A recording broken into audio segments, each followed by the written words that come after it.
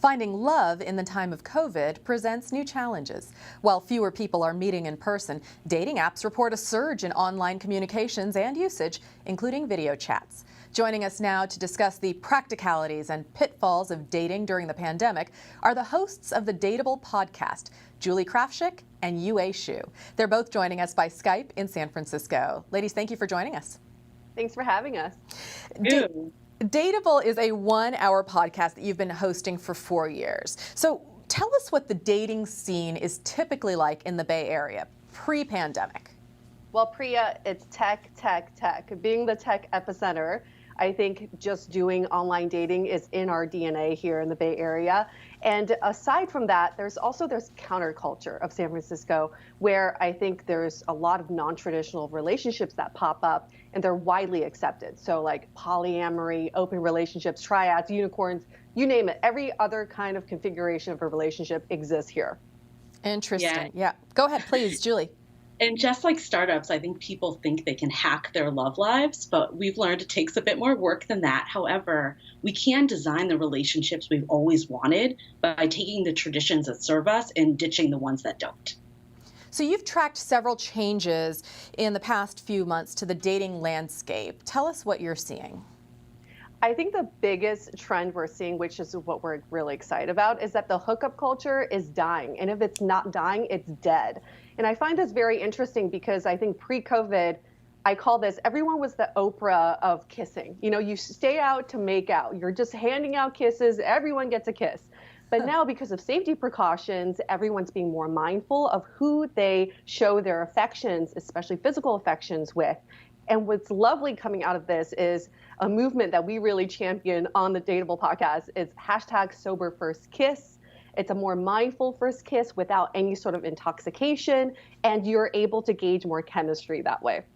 Are you even really able to have that first kiss right now? What are people experiencing as they try to date? Because you're not going out meeting strangers in a way that you did before.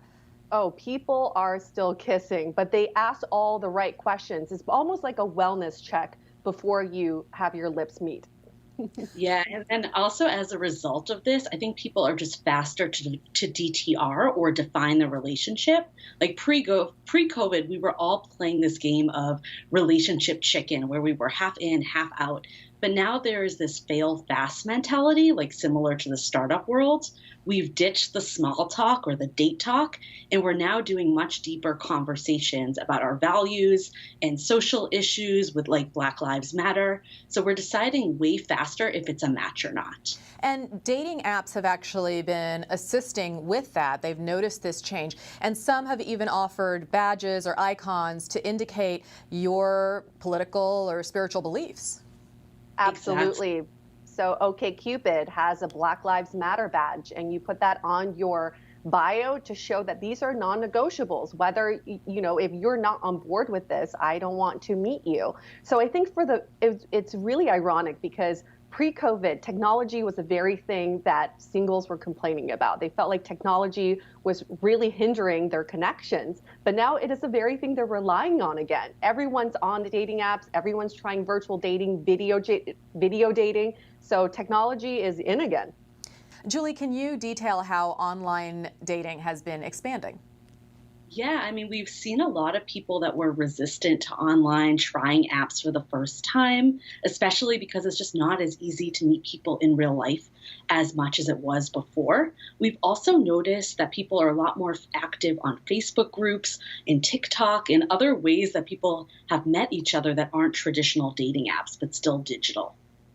And Priya, what we've seen also is that people are much more safe about their dating practices than from their social practices. So we heard of someone going on a 16-mile hike in 1 week just so she could go on dates. But then we see other people posting Instagram photos of them at social gatherings. So I actually don't think it's the dating that's attributing, it's the social gatherings.